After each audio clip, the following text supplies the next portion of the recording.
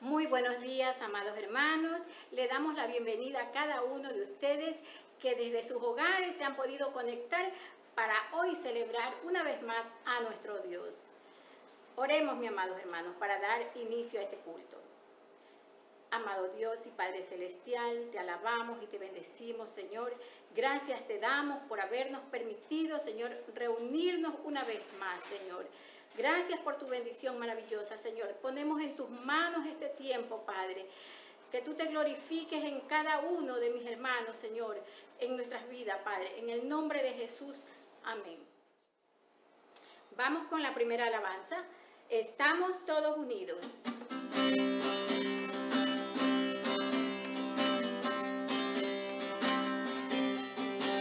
Estamos todos unidos adorándote, Señor.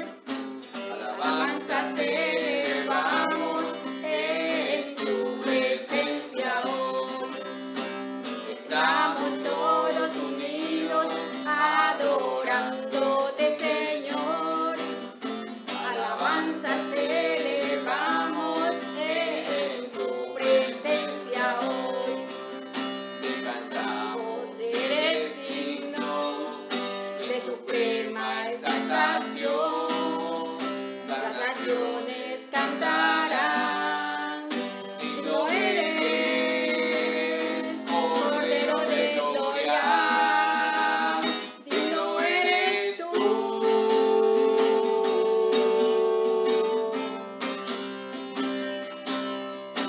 Estamos todos unidos adorándote, Señor. Alabanzas elevamos en tu presencia hoy. Estamos todos unidos adorándote, Señor. Alabanzas elevamos en tu presencia hoy. Te cantamos, tú eres digno de suprema exaltación. Las naciones cantarán, digno eres, Cordero de gloria, digno eres tú.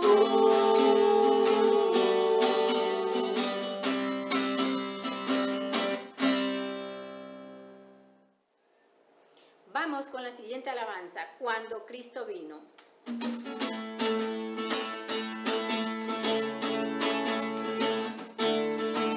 Cuando Cristo vino a mi corazón, mi vida entera cambió.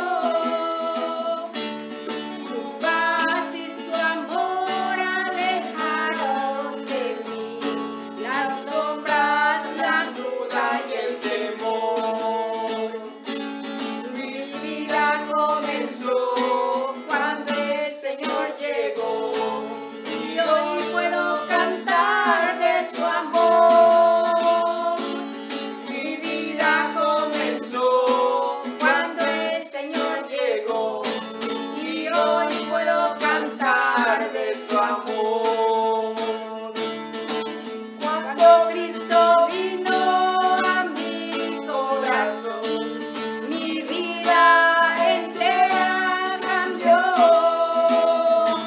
Su paz y su amor alejaron de mí las sombras, las dudas y el temor.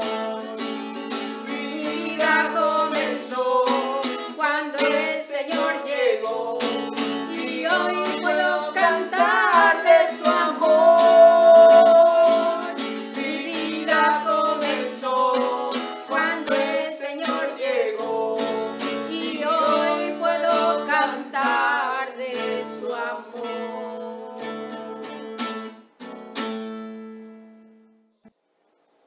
Vamos con la siguiente alabanza. Yo vivo, Señor, porque tú vives.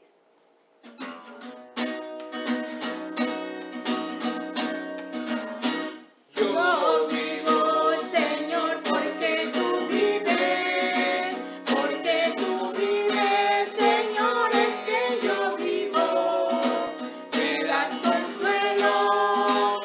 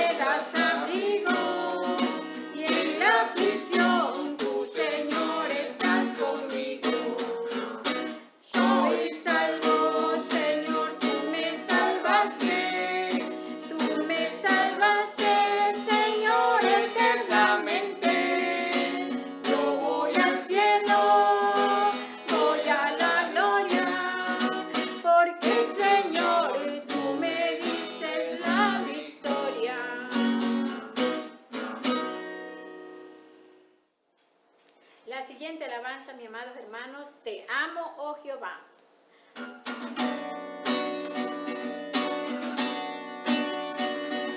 Te amo, Jehová, fortaleza mía, roca mía y castillo mío. Te amo, Jehová, fortaleza mía, roca mía y castillo mío. Mi libertador y Dios mío, fortaleza mía, en Él confiaré. Mi libertador y Dios mío, fortaleza mía, en Él confiaré. Eres mi escudo y la fuerza mía, mi salvación, mi alto refugio. Eres mi escudo y la fuerza mía, mi salvación, mi alto refugio. Invoqué tu nombre, tú eres digno de ser alabado por la eternidad. Invoqué tu nombre, tú eres digno de ser alabado por la eternidad.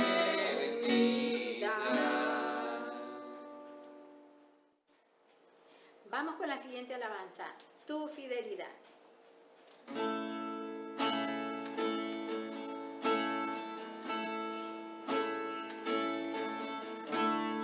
Tu fidelidad es grande, tu fidelidad incomparable. Nadie como tú, bendito Dios. Grande es tu fidelidad. Tu fidelidad es grande. Tu fidelidad incomparable. Nadie como tú, bendito Dios. Grande es tu fidelidad. Grande es tu fidelidad. Grande es tu fidelidad.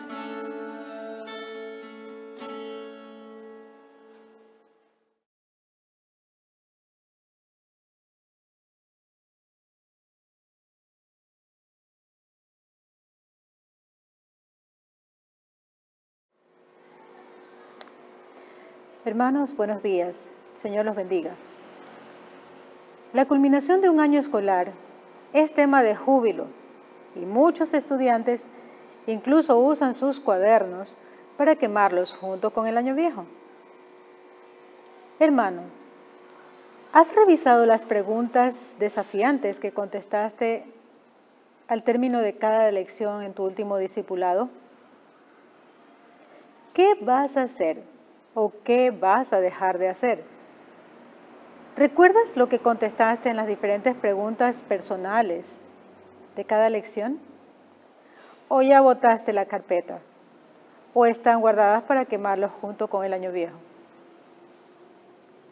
Como creyentes, siempre nos animamos a mantenernos escudriñando la palabra de Dios por medio de nuestro devocional. También inmersos en estudios de la Biblia, a lo que llamamos discipulados, los cuales nos ayudan no solo a tener conocimiento acerca de la palabra de Dios, sino también a fortalecer nuestro carácter y hacer los ajustes que nos ayuden a caminar como hijos de Dios basándonos en los ejemplos que Dios inspiró que fuesen escritos para nosotros. Es así como encontramos en la Biblia el ejemplo de Saúl y David, dos hombres escogidos y ungidos por Dios para reinar ante su pueblo. Vivieron situaciones semejantes, pero ¿qué hizo David de especial para que Dios lo reconozca como un hijo conforme al corazón de Dios? Que a diferencia de Saúl, después de cometer algún pecado, su arrepentimiento era genuino y no volvía a cometer el mismo pecado. Los dos cometieron pecados aborrecibles ante los ojos de Dios, pero David decidió arrepentirse y depender de Dios, no en su propia prudencia, no en su sagacidad, astucia o inteligencia.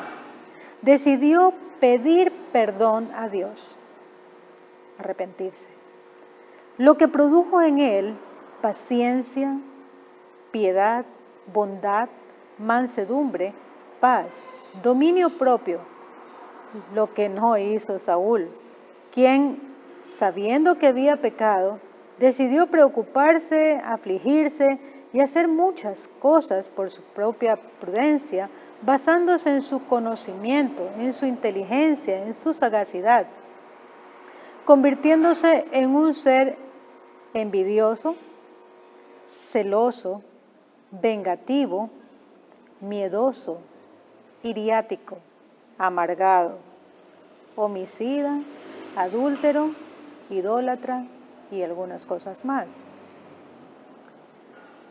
Al conmemorar la Santa Cena, tal como la instituyó nuestro Señor Jesucristo, tenemos la oportunidad de hacer lo que hizo David, arrepentirnos, estar a cuentas con nuestro Salvador y ser capaces de producir ese fruto apacible que al Señor le agrada.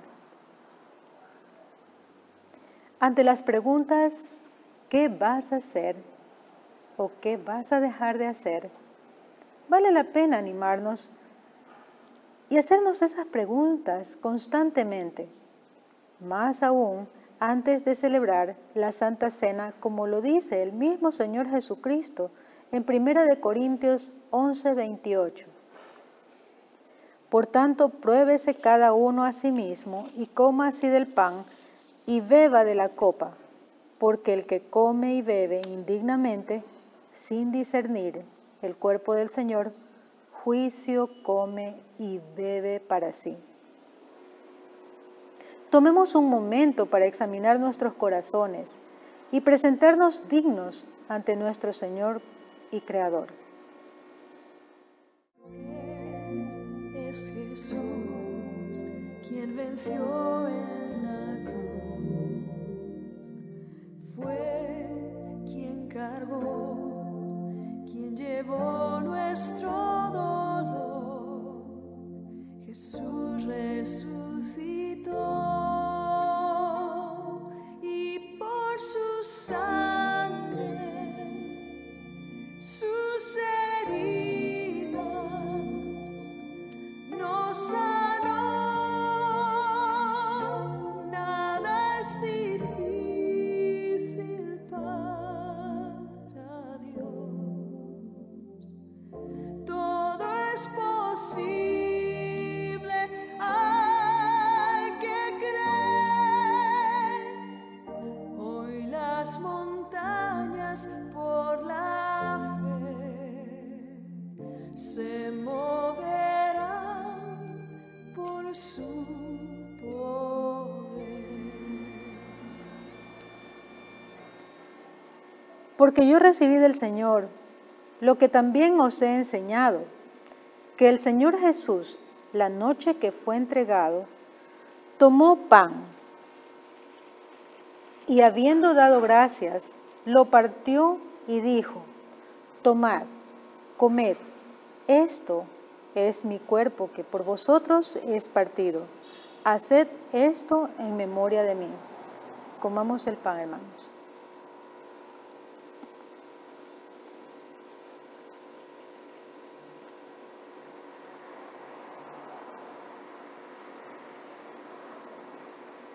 Asimismo, tomó también la copa Y después de haber cenado, diciendo, esta copa es el nuevo pacto en mi sangre. Haced esto todas las veces que la bebiereis en memoria de mí.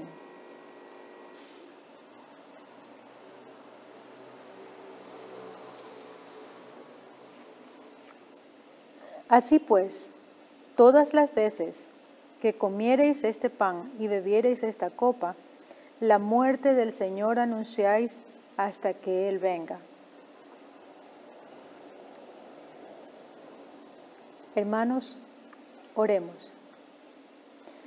Señor, gracias te damos por darnos la oportunidad de presentarnos ante ti arrepentidos y ser dignos para conmemorar la Santa Cena, recordando el gran sacrificio de amor que hiciste por nosotros y por la oportunidad de estar listos en espera de que tú vengas por nosotros, Señor amado. Gracias te damos, Señor bendito, por dejarnos tu palabra, por ayudarnos con tus mensajes y esos ejemplos, hacer esos cambios, esos ajustes que nos permitan, Señor amado, moldear nuestro carácter y llegar a ser hijos dignos, Señor amado, y producir ese fruto apacible que tú esperas de nosotros. Gracias te damos en el nombre de tu Hijo amado Jesucristo, que vive y reina por siempre. Amén. Cuán grande es Él.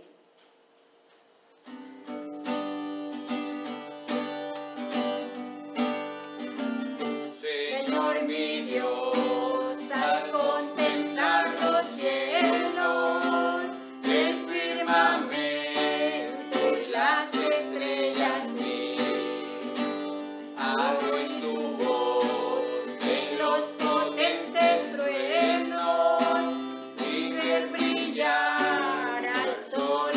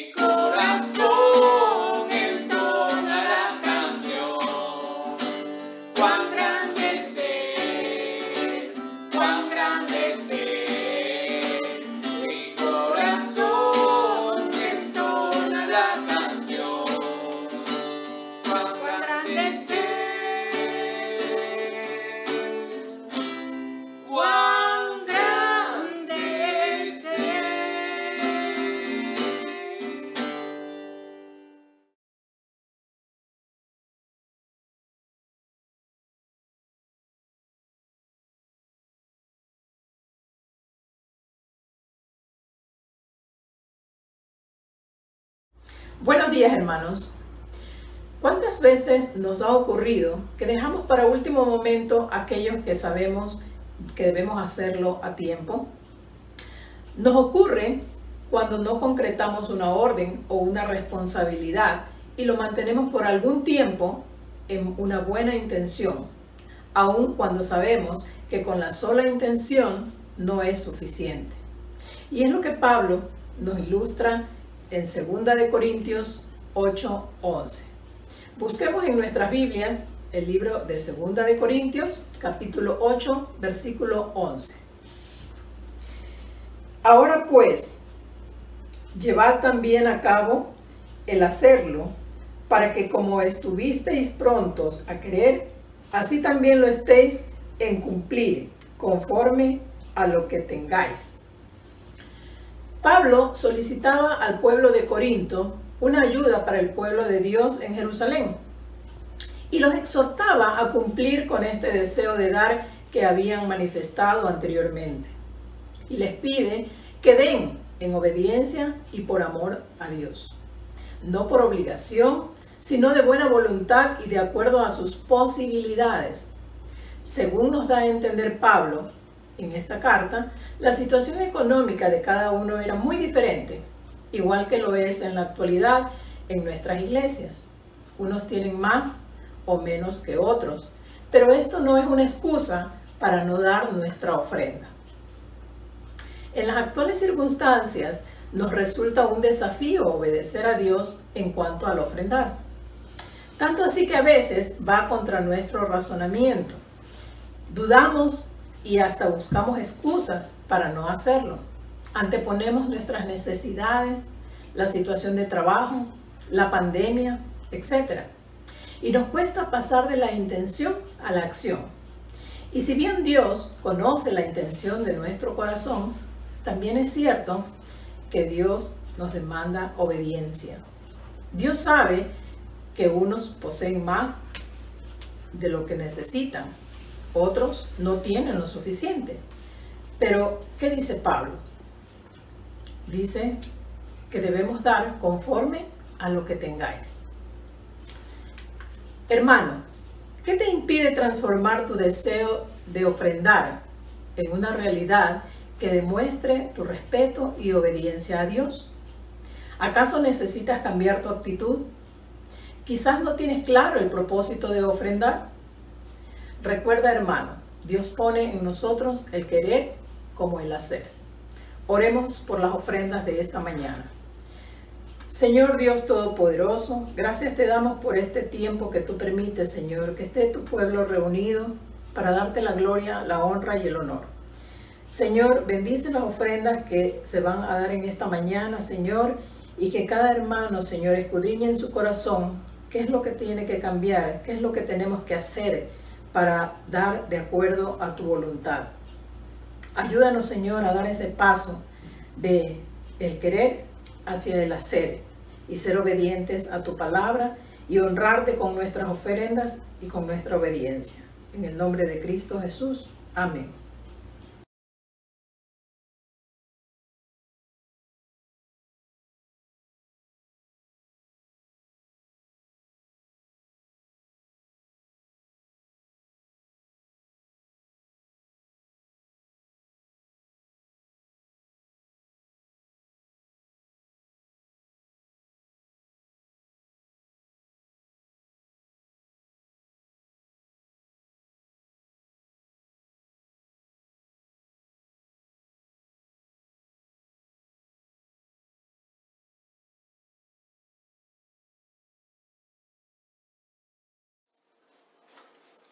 Venimos ante ti, Señor.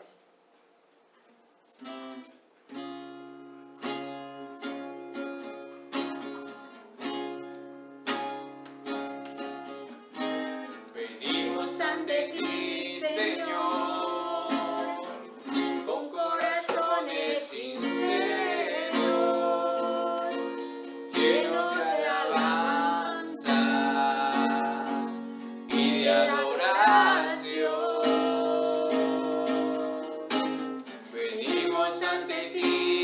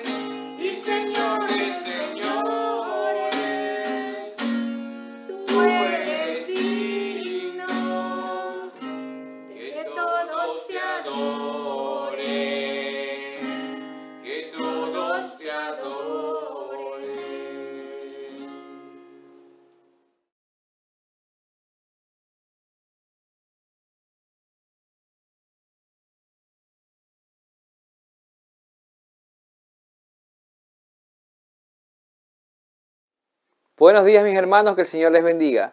Vamos a orar para dar inicio a este tiempo de predicación. Señor mi Dios Padre, te damos las gracias, Señor amado, porque seguimos aprendiendo a través de tu palabra con la ayuda de tu Espíritu Santo, mi Dios. Padre, este momento lo quiero poner delante de ti y que tu palabra nos ayude a discernir las intenciones más profundas de nuestro corazón, mi Señor. Y sobre todo, Padre, que cada verdad nos desafíe en esta mañana a hacer un cambio y no salir de este tiempo de culto y adoración de tu nombre iguales, mi Dios. Ayúdanos a entender y revestirnos de humildad, mi Dios. Ayúdanos a comprender qué es lo que tú quieres que nosotros mejoremos mientras caminamos como parte de tu iglesia. En el nombre de Jesús oramos. Amén. Mis hermanos, ¿cuál ha sido tu temor hasta el día de hoy? Piensa un momento, ¿cuáles han sido tus temores de niño? Piensa un momento, ¿cuáles han sido tus temores ahora de adulto? Es muy probable que a medida que haya avanzado el tiempo, los temores hayan cambiado, pero que algunos temores continúen estando latentes en nosotros. Esta mañana, hermanos, vamos a ver en Juan capítulo 11, versículos del 45 al 57, el resultado de las obras y señales de Jesús en su entorno. Vamos a ver que las personas empezaron a creer en Jesús. Otras empezaron a preocuparse y sus temores reales comenzaron a florecer. Y vamos a ver un tercer punto donde vamos a culminar viendo cómo se genera un complot para que Jesús sea eliminado. El pasaje de esta mañana comienza con la palabra entonces. Esto quiere decir que lo que vamos a leer en este pasaje es el resultado o la consecuencia de lo que ocurrió en los versículos anteriores. ¿Qué había ocurrido? Pues Jesús había hecho que un muerto resucitara. Este milagro dio pie a tres cosas importantes, las cuales veremos en esta mañana. Primero, a causa de este milagro, las personas empiezan a creer en Jesús. Vemos eso en los versículos 45 y 46. Entonces, muchos de los judíos que habían venido a acompañar a María y vieron lo que hizo Jesús, creyeron en él, pero algunos de ellos fueron a los fariseos y le dijeron lo que Jesús había hecho. Definitivamente este evento marcó mucho a los judíos, pues la resurrección de Lázaro sería una obra muy difícil de negar. Y aquellos judíos que fueron testigos oculares del acontecimiento que estaba pasando en ese tiempo, muchos de ellos creyeron en Jesús. Aunque aquí hay que tomar en cuenta algo, ¿no? La expresión creyeron en él no se refiere necesariamente a una fe genuina. Los dirigentes interpretaron esta fe como lealtad hacia Jesús, pero como Señor terrenal. Pero si ya lo notaron, cada vez que Jesús desafiaba a los judíos, ¿qué pasaba? Se creaban dos grupos. Y lo hemos visto a lo largo de todo lo que hemos ido escuchando en Juan. Se creaban dos grupos. Los que creían y los que no creían. Y esto traía divisiones constantemente entre ellos. En esta ocasión ocurre lo mismo. Mientras un grupo creyó en lo que Jesús había hecho, había otro grupo que se volvía cada vez más hostil. Este segundo grupo decide acudir a los fariseos para contarle lo que Jesús había hecho. Y el propósito obvio de estos judíos no era hacer que los fariseos entren en razón, ni para decirles lo equivocado que estaban, sino para convencerlos de tomar una decisión drástica para parar a Jesús y sus milagros que se habían vuelto un dolor de cabeza para todos ellos. Los judíos tuvieron dos opciones al ver las señales y las obras que Jesús hacía. ¿Cuáles eran? ¿Creer en Jesús o simplemente rechazarlo? Tal cual como tú y yo la hemos tenido. Y toda la humanidad tiene la opción. Aceptarlo o rechazarlo. Y es que no debemos olvidar el propósito general de este evangelio, el evangelio de Juan. Las señales que Jesús hizo y que se han escrito en este evangelio, hermanos, se han escrito para que todo el que lo lea decida creer que Jesús es el Cristo, el Hijo de Dios, y para que creyendo puedan tener vida en su nombre. Este milagro hecho por Jesús sacó a la luz los temores reales que estaban ocultos en el Sanedrín. Por eso vemos que como resultado de esta señal, también se mostró el verdadero temor de los líderes religiosos. Versículos 47 al 52. Entonces los principales sacerdotes y los fariseos reunieron el concilio y dijeron: ¿qué haremos? Porque este hombre hace muchas señales. Si le dejamos así, todos creerán en él y vendrán los romanos y destruirán nuestro lugar santo y nuestra nación.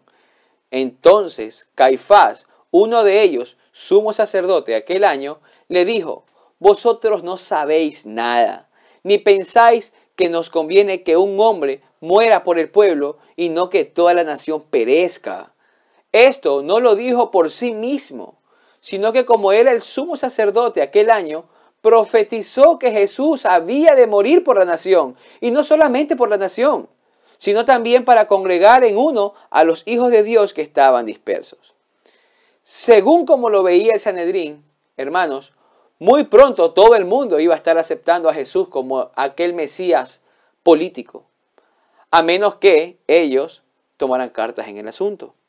Pues si ellos no hacían nada, los romanos al oír esto vendrían a quitarle a los judíos, sobre todo al Sanedrín, tanto su lugar, el cual se refiere a la ciudad de Jerusalén con su templo, ¿no?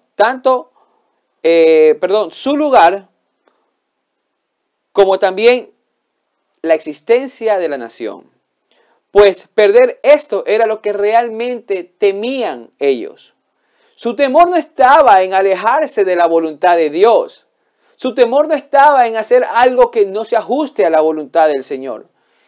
Su miedo más grande era perder el poder y la autoridad que tenían sobre su nación. Su miedo más grande era perder los bienes que tenían, sus posesiones, y eran capaces de hacer lo que sea con tal de evitar eso. Ellos estaban conscientes de que las personas creerían por las señales que veían a través de Jesús. Ellos estaban conscientes de eso, sabían lo que se podía venir, y es aquí donde entra en escena el sumo sacerdote Caifás. Hay varios pasajes donde se menciona a Caifás, su manera de ser y su proceder. Y en resumen, ¿quién era Caifás? Bueno, Caifás era un manipulador astuto y osado, un oportunista, que no conocía el significado de la justicia o de la honestidad, y que buscaba salir siempre con la suya a como diera lugar. No retrocedía ante el derramamiento de sangre inocente. Caifás lo que deseaba ardientemente, con intenciones egoístas, lo conseguía. A fin de conseguir la condena de Jesús, quien había despertado la envidia de Caifás, Caifás iba a utilizar recursos con astucia y osadía para poder lograr sus objetivos. Caifás era una persona hipócrita, porque cuando entregaron a Jesús para ser crucificado, él estaba lleno de alegría, porque había encontrado el fundamento idóneo para la condena de Jesús. Pero ¿cómo estaba por fuera? Bueno, por fuera rasgó su vestidura sacerdotal, como si se sintiera triste en gran manera. Ahora que hemos conocido un poco el contexto de los hechos de Caifás, el planteamiento del problema que se estaba dando en el Sanedrín no estaba llegando a nada. Y observando el hecho de que nadie proponía una solución ante el problema, que para ellos el problema era Jesús, ¿no? Nosotros sabemos que Jesús no era el problema, Jesús era la solución, ¿no? Caifás exclama de forma grosera y dice: vosotros no sabéis nada. Y luego les dice: ni tomáis en cuenta que nos conviene que un hombre muera por el pueblo y no que toda la nación perezca. Caifás bajo la imagen falsa de un noble patriotismo, en realidad lo que estaba tratando era de eliminar un obstáculo para su propia popularidad y gloria. ¿Y ese obstáculo quién era? Pues era Jesús. La alternativa que Caifás sugirió era falsa. El razonamiento que Caifás dio era incorrecto. Él decía, pensando en una perspectiva, una visión política, bueno, ok, si sigan a Jesús, la nación va a perecer. Pero si Jesús muere, la nación se va a salvar. En conclusión, para Caifás, Jesús debía morir. Esa era la solución para él tener el camino libre.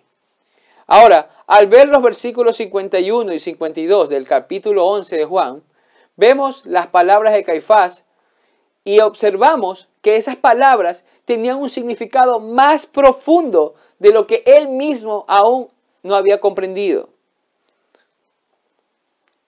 Dice el versículo 51 y 52, ¿no? Comienza diciendo, esto no lo dijo por sí mismo en el versículo 51. No significa esta frase que Caifás se vio obligado a decir las cosas o que Dios movió su boca a la fuerza para que dijera lo que él no quería decir. ¿No? ¿Cuál frase? Cuando Caifás dijo, conviene que un hombre muera por el pueblo y no que toda la nación perezca. Pues Caifás dijo lo que quiso decir en realidad. Y la responsabilidad de las palabras de Caifás estaban sobre él mismo. Sus deseos egoístas eran netamente suyos.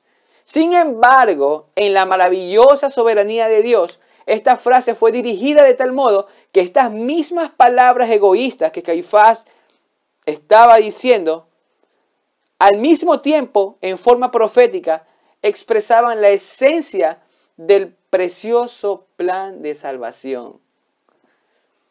Cosa que nadie lo entendió. Y es interesante porque así como Dios había hablado a través del profeta Balaam, así también ahora Dios habla y profetiza a través del sumo sacerdote de ese tiempo que era Caifás, ¿no?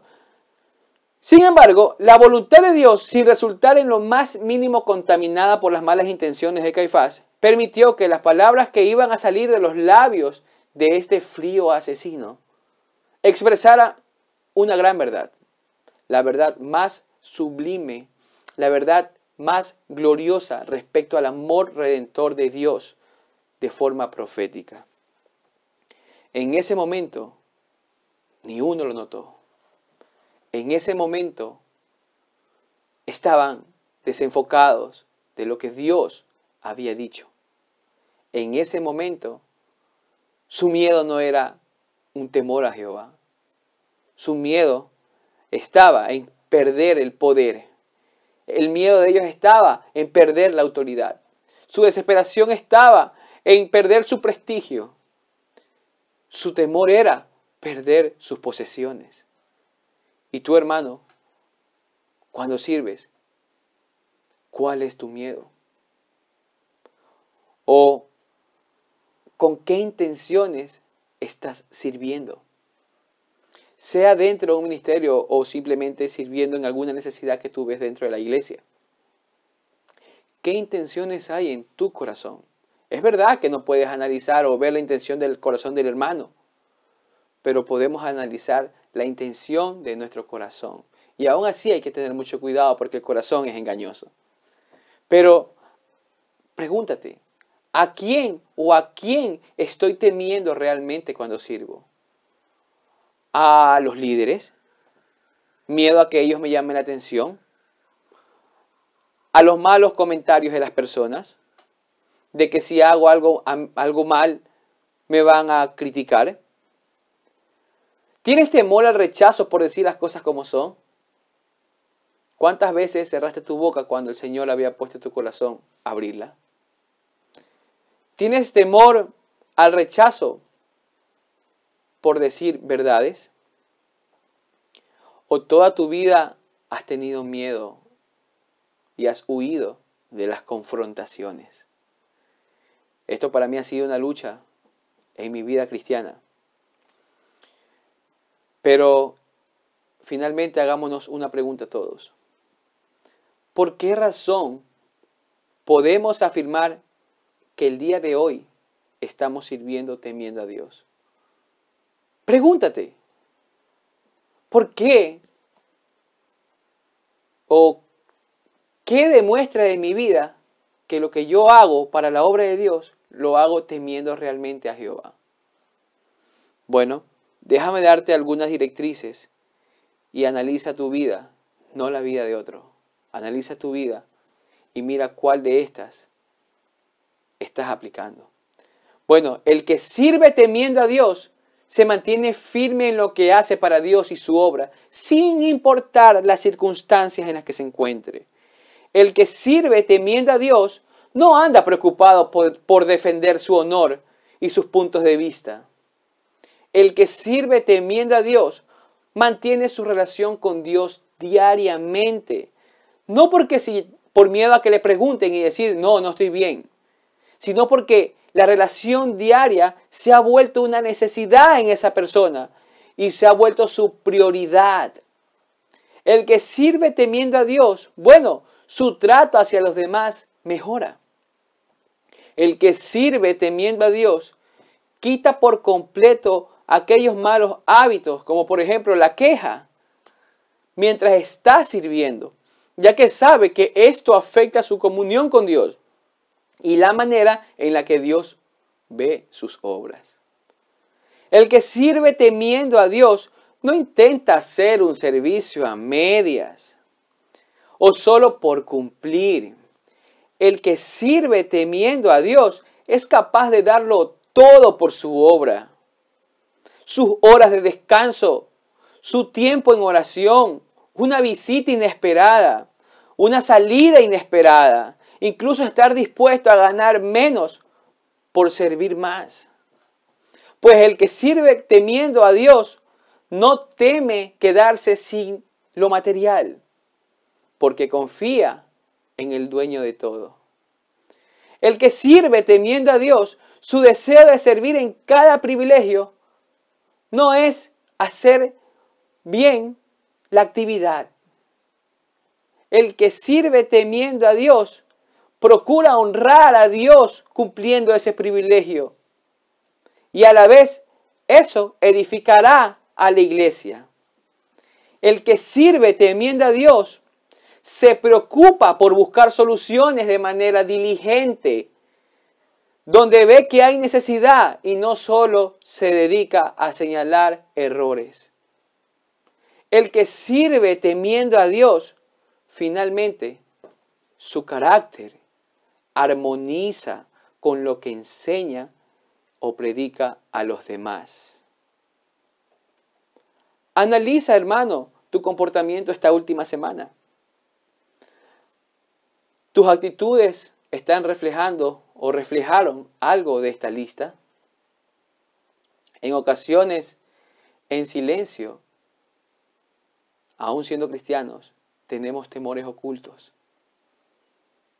Temor al que dirán, temor a las burlas, temor al fracaso, temor al rechazo, temor de que tu imagen o tu honor se vean afectados, temor a quedar mal, a la vergüenza y a veces el temor a perder una fuente de ingreso. En fin, cualquier otro tipo de temor deberíamos echar fuera de nosotros. Recordemos que el verdadero amor, ¿qué hace? El verdadero amor echa fuera el temor. Jesús sabía que se acercaba su hora. Jesús no fue cantando una canción de alegría mientras se acercaba su momento. Él sabía lo que iba a padecer. Él sabía, y lo vemos en su oración con el Padre. Mas, sin embargo, ¿qué hizo Jesús? Siguió fiel y en todo tiempo cuidaba su manera de proceder. En todo tiempo cuidó su trato a los demás.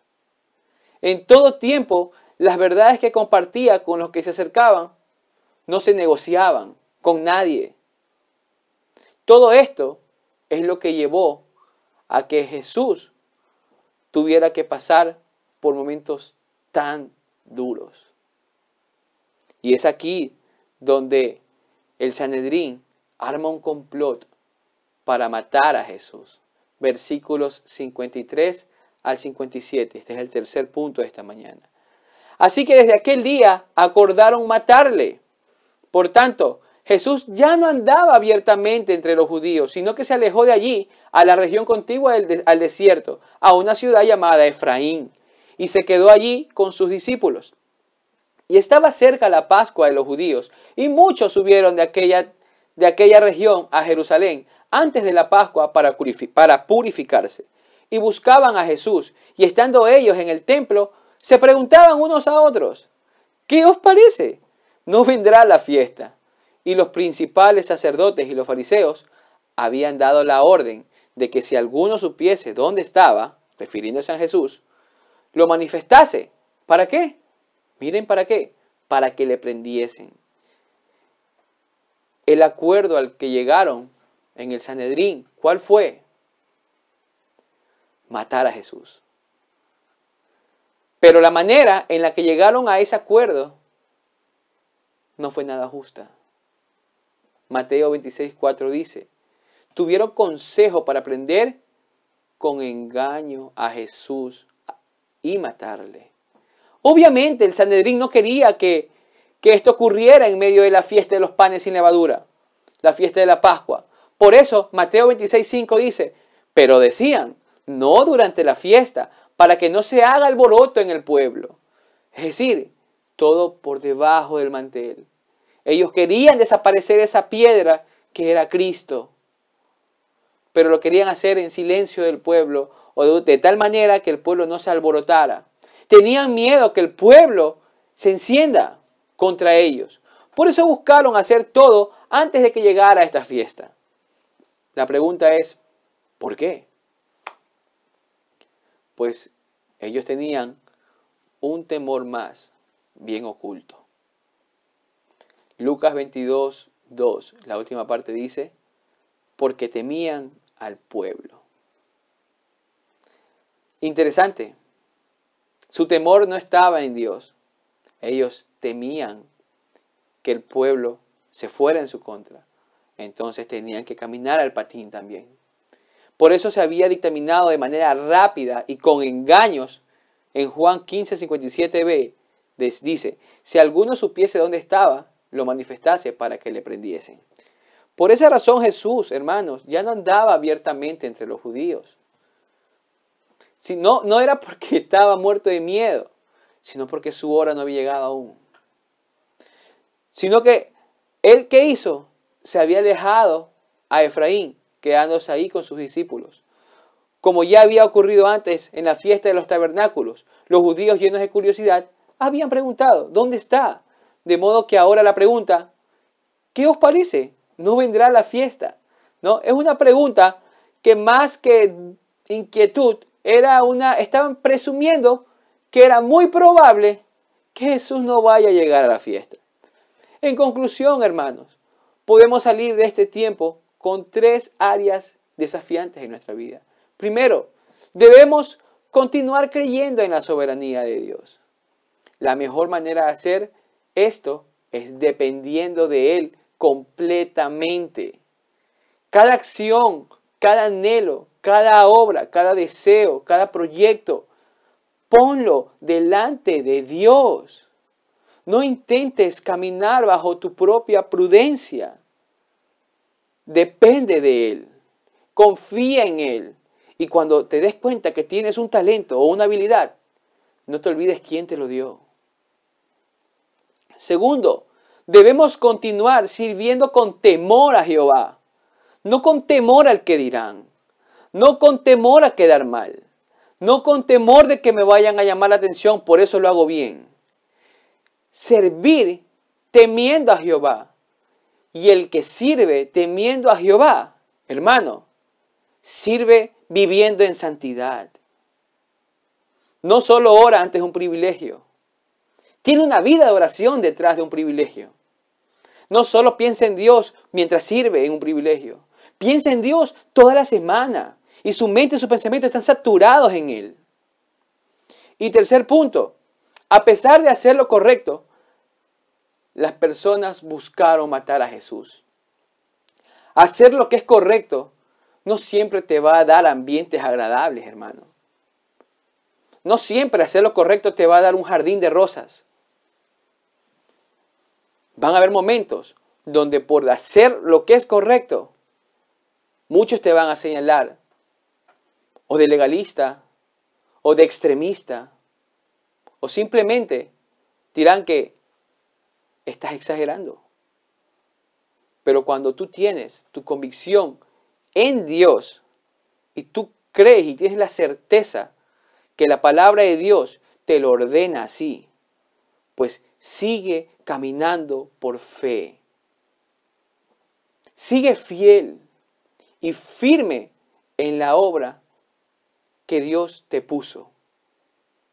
No desmayes.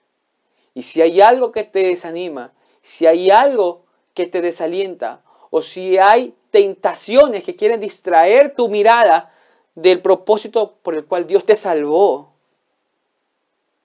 no mires para allá. Sigue mirando a Cristo y camina junto al cuerpo. Somos una sola iglesia y algún día el Señor vendrá como ladrón en la noche. Y lo que yo no quisiera es que me encuentre distraído, que me encuentre quemando mi tiempo en la tierra, recreándome en mis placeres. ¿Qué debes corregir, hermano, pronto en tu manera de vivir como cristiano? Quítate la plaqueta de cristiano y trata de que tu corazón es el que se purifique. Si crees que Jesús es tu Señor y Salvador, pues vive con la certeza de la salvación, pero también demuestra con tus hechos que Jesús sigue siendo tu Señor. Oremos. Señor mi Dios, te damos gracias, Padre bendito. Gracias porque tu palabra siempre es viva y eficaz. Padre, reconozco que tú hablas a mi vida y que hablas a la vida de cada uno de tus hijos, mi Dios. Señor, ruego en el nombre de Jesús que tu palabra quede penetrada en el corazón, en la mente de cada hijo tuyo, Señor amado, y que nos ayudes a discernir, a entender y revestirnos de humildad para hacer los ajustes que tú quieres que hagamos, Padre.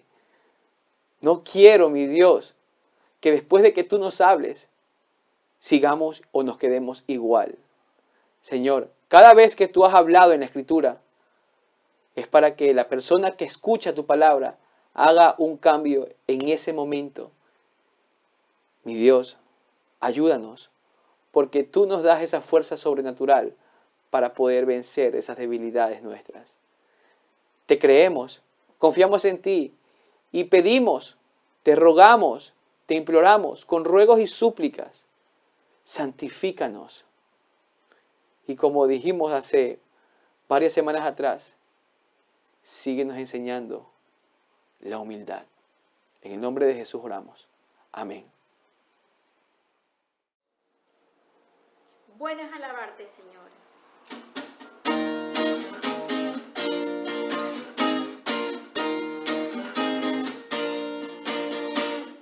Bueno es alabarlo, Señor, tu nombre, darte honra, gloria y honor, por siempre. Bueno es alabarte, Jesús, gozarme en tu poder.